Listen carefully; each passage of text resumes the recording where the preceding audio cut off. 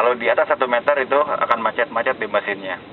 Yang ketiga, tidak boleh bercabang. Jadi kalau ada cabang dipotong dulu, akan nyangkut nanti di proses lanjutannya. Nah, kemudian kalaupun ada kayu yang besar, ada pengolahan awal dulu, ya pengerjaan awal dulu yaitu dibelah sampai masuk mendekati 50 cm. Kemudian ada proses di sini, ada pisau, rotor berputar. Ya, kayu ini ditekan, ya. Begitu ditekan maka akan keluar serpihan. Karena kayu bersifat batang, ya. Batangnya itu harus kayu yang beraturan itu harus tidur pada saat pemakanan pisaunya. Karena agar serpih yang dihasilkan itu beraturan, ya, bersyarat, ya. Tidak dalam penampangnya yang digiling. Itu akan tidak beraturan bentuk serpihannya. Setelah digiling di sini, ya, di sini karena kayu fresh, di sini MC-nya atau kadar airnya maksimal 50%. Ya, 50%, lalu ditampung, namanya di sini wet silo, ya. Bel conveyor masuk ke wet silo. Nah, di sini penampungan saja, ya. Kemudian ini siap dikeringkan. Ya. Ini kadar airnya 50%, ya, maksimal 50%. Kadar air lebih basah akan membuat pengeringan memakan energi yang lebih banyak. Kalau sudah lebih banyak energi yang dikeluarkan, berarti cost-nya meningkat nanti. Nah, setelah ditampung, tarik bel conveyor masuk ke daerah dryer, pengeringan, drying, ya, proses pengeringan. Ada input, proses, dan output. Di sini 3 hal.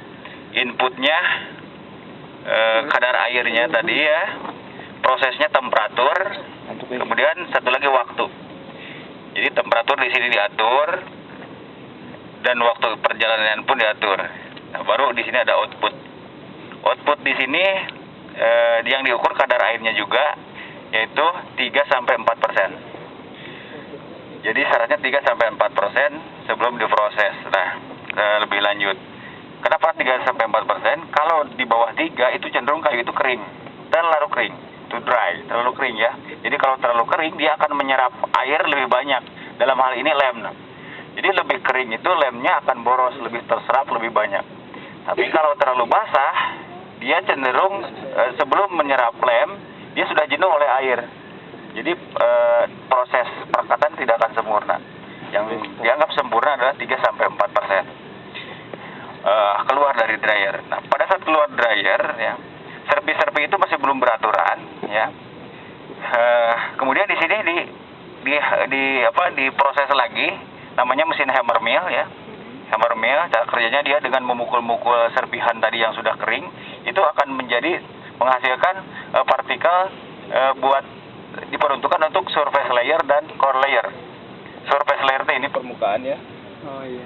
Surface layer, ini core layer, intinya. Nah, di sini dibuatnya. Setelah di mesin hammer mill diproses, baru ke pemisahan, screening. Ya, proses screening di sini ada 3 bagian yang, ya, outputnya. Ya.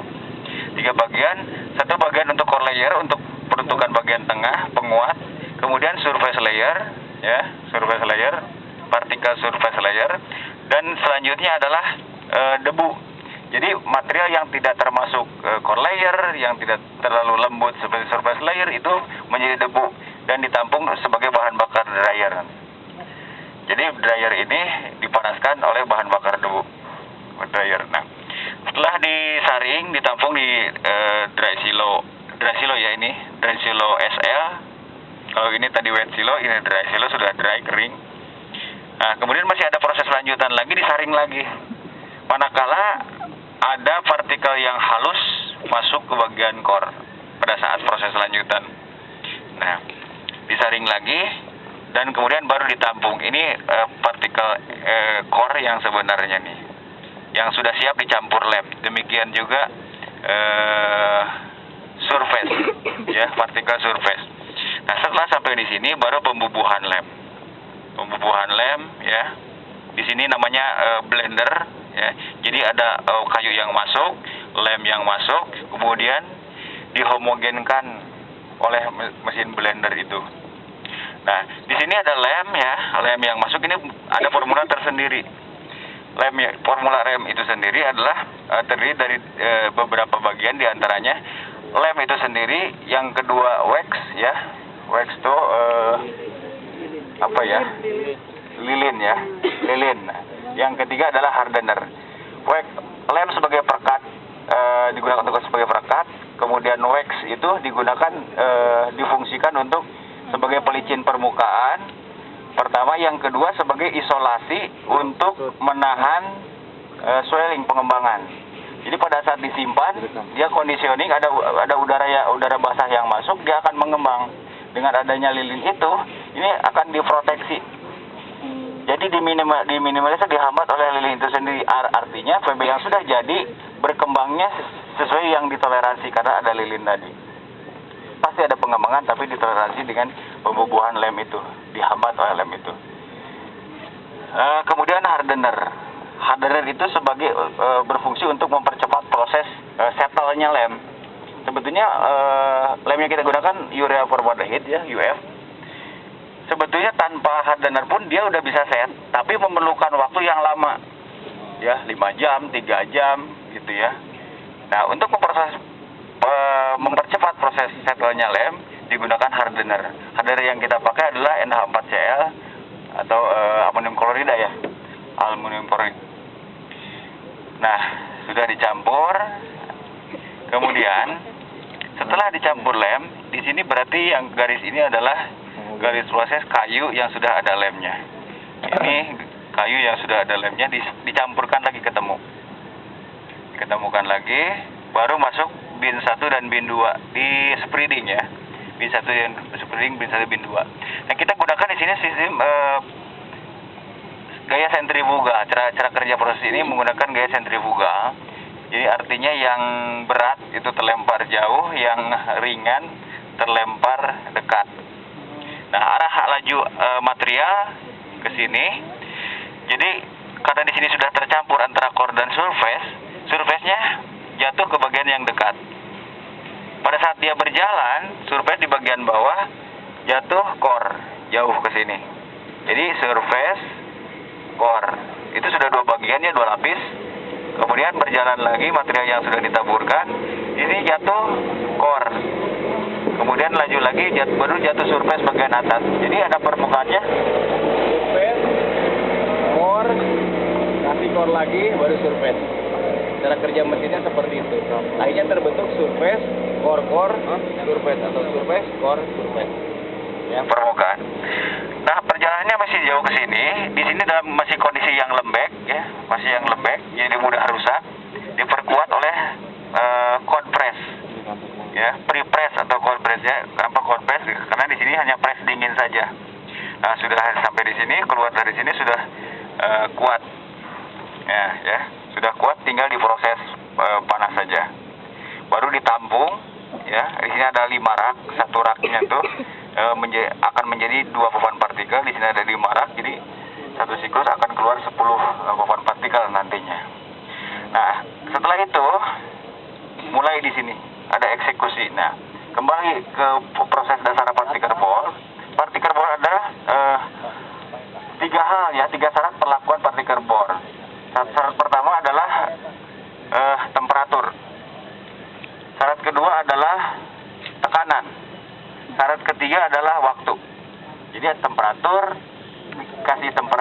dikasih panas, dikasih waktu press, dan dikasih ditekan. Nah, prosesnya di sini, eksekusinya di sini. Ya, di sini ditekan. Tekanannya di sini ya. Tekanannya 280 kg per cm persegi. Sedangkan temperaturnya 160 meter persegi. Kemudian waktunya sesuai dengan ketebalan. Di PT Paparti ini memproduksi 3 ketebalan. Ketebalan pertama 10,5 mm. Ketebalan kedua produksi yang ketebalannya 13,5 mm. Kemudian yang ketebalan 16,5 mm. Nah, jadi masing-masing ketebalan itu waktunya berbeda. Jadi artinya logika kita, semakin tebal proses waktunya semakin lama ya, semakin panjang. Nah, yang 10,5 waktunya biasanya kita buat 2 menit 20 detik ya. 2 menit 20 detik. Kemudian yang 13,5 3 menit 40 detik, yang 16,5 5 menit. 5 menit. Nah, itu hanya proses ini aja, proses pengepresan ya. Sedangkan di sini ada maju, mundur, turun, naik, itu namanya transfer time-nya. Ya. Transfer time-nya sekitar 2 menit. Ya, sekitar 2 menit. Jadi jatuhnya satu siklus pengepresan tuh transfer time ditambah time press ya. Time press ditambah 2 menit seluruhnya. Nah, setelah waktu press selesai ya, setelah di setting selesai, baru ini keluar. Ya, sambil ini ngepres, ini mempersiapkan lagi 5. Pada saat selesai, memasukkan yang baru 5 sambil mendorong keluar yang sudah jadi. Baru di sini adalah proses trimming, pembentukan ukuran papan partikel bor 4x8 feet atau lebar 1,22 meter lebarnya, dan panjangnya 2,44 meter ya, 2,44 meter. Nah, prosesnya sudah jadi. Nah, kemudian masih ada proses lanjutan lagi, yaitu penghamplasan, sanding ya, sanding. Jadi partikel bor ini perlu disanding kepada menjadi ukuran yang sebenarnya di pasaran. Karena di pasaran tuh yang dia butuhkan tidak 10,5 tapi 9 mili.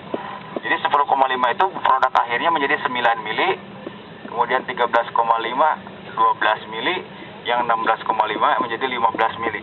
Jadi orang konsumen tuh pesan partikel bor yang tebal 13,5 itu enggak, pasti pesannya 12 mili. Berarti saya membuat 13,5 mm. Setelah di sini ya, di sanding, baru proses sandingnya ada 2, ada kalibrasi dan finishing.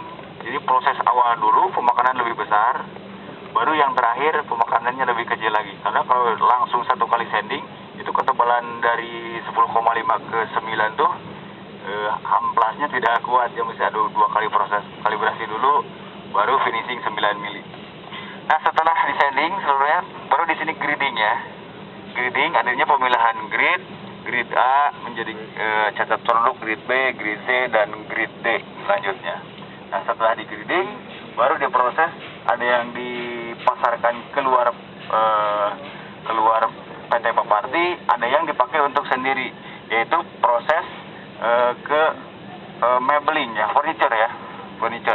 Kita bikin furniture di sini dengan menggunakan papan partikel bor yang kita buat sendiri.